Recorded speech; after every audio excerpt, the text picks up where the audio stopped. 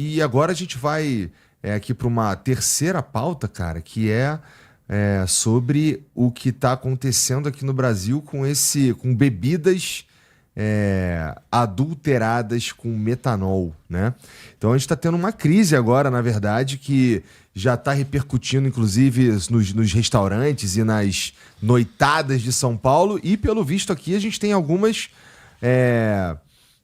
estados com um alerta de suspeita de bebida também adulterada com metanol. Por exemplo, Acre, Ceará, Espírito Santo, Goiás, todas com um número menor de suspeitas, mas 217 notificações de consumo de bebidas adulteradas e 17 casos confirmados. Daí a gente teve uma... E 3 mortos. 3 mortes. Né? Entre os 17 casos, 3 mortos. E a gente teve aqui uma declaração do Tarcísio que a galera tá caindo, matando. Eu vou colocar aqui pra gente assistir também. Vamos lá. Tudo pronto aí, Vitão? Do Brasil estavam na mesa, né, que fabricam as bebidas aí mais famosas, que são objetos de falsificação, Jack Daniels, Johnny Walker, enfim, todas essas bebidas aí que são objetos de falsificação. Não vou me aventurar aqui nessa área que não é minha praia, tá certo? No dia que começarem a falsificar a Coca-Cola, eu vou me preocupar. Pode parar, para, não precisa mais nada. É inacreditável isso. Governador, pelo amor de Deus, governador. Vocês tentou contar uma piada ali, puta merda. Pelo amor de Deus, governador. A gente, quando fala publicamente, a gente tem que pensar no que a gente fala, né? Quando a gente vai usar um exemplo, a gente tem que pensar antecipadamente no exemplo. Toda vez que o Lula foge do discurso dele, ele fala uma pataquada. Ele quis ser... Eu me lembro muito do Jair Bolsonaro tripudiando em cima das pessoas que morriam sem ar na Covid, brincando. A gente não brinca com essas coisas, eu só vou me preocupar quando a Coca-Cola estiver contaminada. E com os outros, o senhor não se preocupa, governador? 80% dos casos de denúncia de contaminação estão no estado de São Paulo. Isto não te preocupa, governador? 3 pessoas morreram? Isto não te preocupa, governador? Venha publicamente pedir desculpas, vai. Pelo amor de Deus. Deve acontecer, né? Foi muito infeliz, né? Que infelicidade. Não se faz isso. Não se brinca com a morte, com o caso. Conta para mim quantas investigações a polícia de São Paulo fez em distribuidora de bebida nos últimos 5 anos. Eu vou repetir. Quantas investigações... Agora tem investigação em tudo. Está fechando bar, está fechando distribuidora, está fechando um monte de coisa. Quantas distribuidoras e produtoras, fábricas de bebida foram fechadas no estado de São Paulo desde que o senhor, governador Tarcísio, entrou no governo do estado? Toda. Eu não vou perguntar no último mês, não, porque aí está contaminado por essa denúncia. Eu não vou perguntar do ano passado. Junta tudo. Quero saber quantas. Não falou nada até agora disso. O governo do estado foi surpreendido. O governo do estado, a polícia, não há fiscalização. Ninguém fiscaliza nada disso de produção de bebidas. Nada.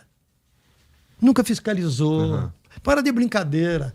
Aí bota na conta do PCC. PCC não vende por garrafinha de cachaça. Nós já falamos aqui em vários programas. PCC vende toneladas de droga para a Europa. PCC trata com negócio grande.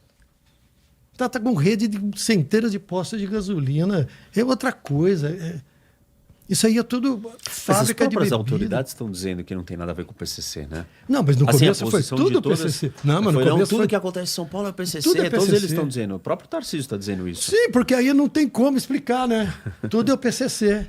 Aí parece que isto exime as autoridades da responsabilidade. Aí não fui eu não, foi o PCC. Não fui eu não, foi o PCC. Não, mas eu entendi que as autoridades estão dizendo que não é o PCC. Agora, porque não conseguiram comprovar.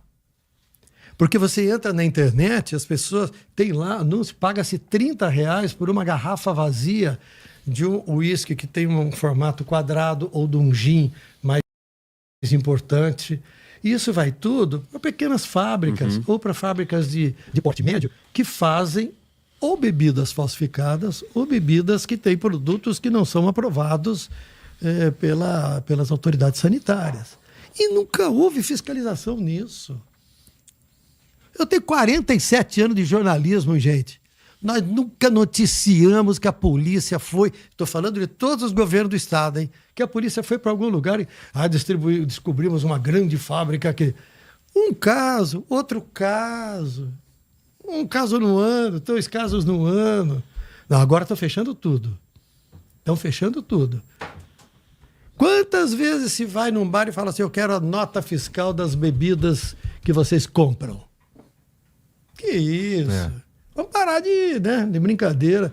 E aí vem essa brincadeira que é a brincadeira maior, que é uma bobagem, né? Aliás, o governador Tarcísio, nos últimos tempos, fala uma coisa, depois desfala, fala uma coisa, depois desfala. Não se esqueça que ele botou o chapeuzinho da campanha de Donald Trump, Make America Great Again, e depois ele foi a favor do tarifaço.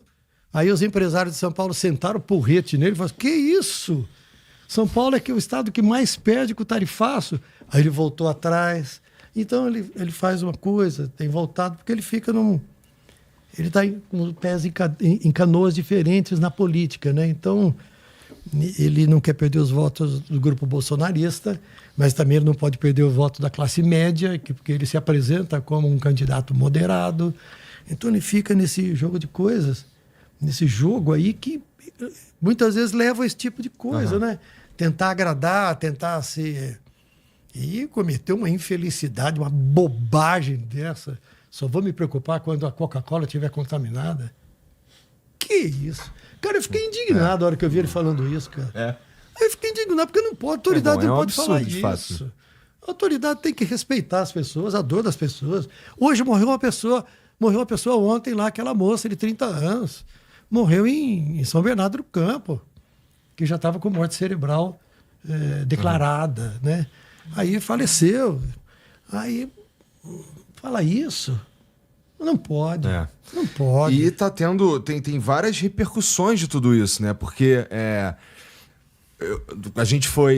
ficamos, a galera do Flow, a gente tava juntos esse fim de semana lá em Santa Catarina. Eu vi umas fotos de vocês. Isso, tinha uma galera lá. E a gente tava, entre nós ali, todas as conversas eram assim, pô, não sei se eu vou beber nada não, hein, cara. Se for beber, bebe uma latinha de cerveja ou alguma coisa, né? Então, se a gente já tá falando, se a gente fala assim, muitas vezes em tom de piada, de não vou sair, não vou beber, não sei o quê, eu acho que tem muita gente que realmente não vai beber mesmo.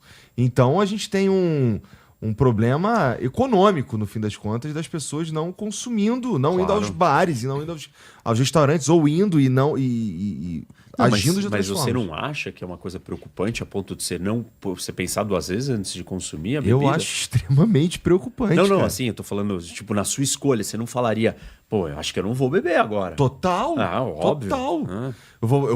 Nesse momento, eu vou... Eu não bebo isso, então, assim, sei lá...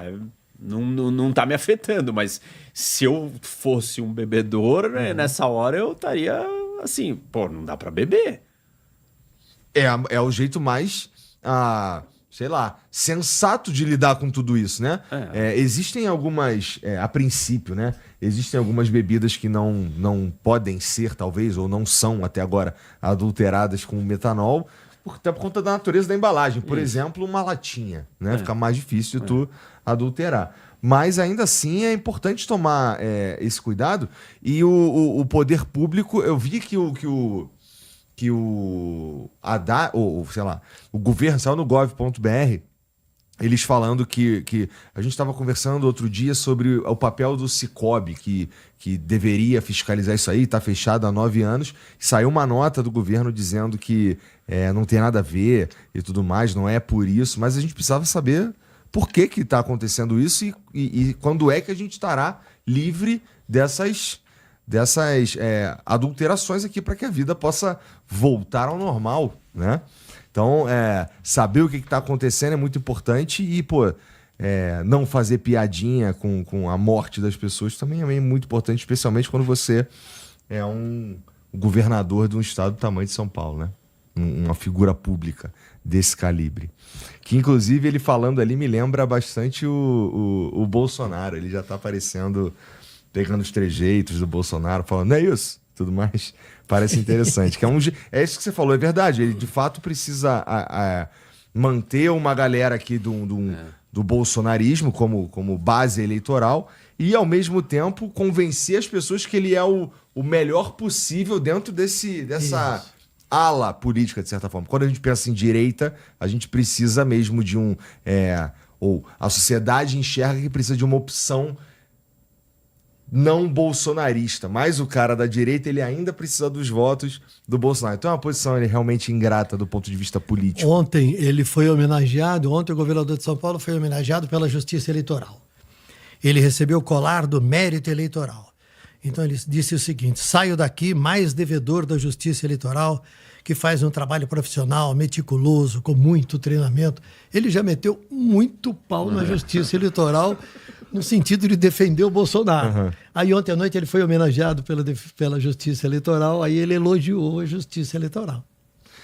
Eu suponho que seja o protocolo, né? Quando você é homenageado, tu tem que dar uma puxada A política de saco. é muito difícil. Política, cara, vou te contar, como é viu? que tu vive isso no dia a dia, cara? Eu não vivo isso. Eu saí disso exatamente porque não dá. Você não consegue transitar com a ideia de que você precisa agradar um eleitor completamente irracional. 90% do eleitorado é completamente irracional. Completamente apaixonado, cego. E você não tem uma conversa madura com esse eleitor. Do tipo, olha, eu tenho essa posição, eu me elegi com essa posição, mas para a gente fazer isso acontecer, eu vou ter que conversar com aquele lado lá.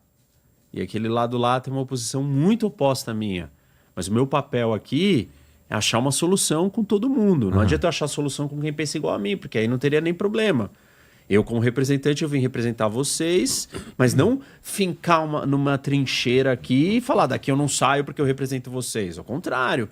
Só que o eleitor, ele não tem essa maturidade de entender que eu estou indo ali porque eu estou pensando no interesse do Brasil. Estou falando de um aspecto mais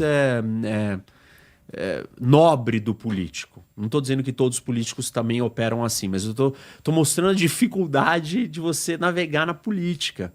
Você tem que sempre conciliar dois interesses. O interesse da sua vitória, da permanência no cargo, porque senão seus ideais não servem para nada, com o interesse de defender a nação.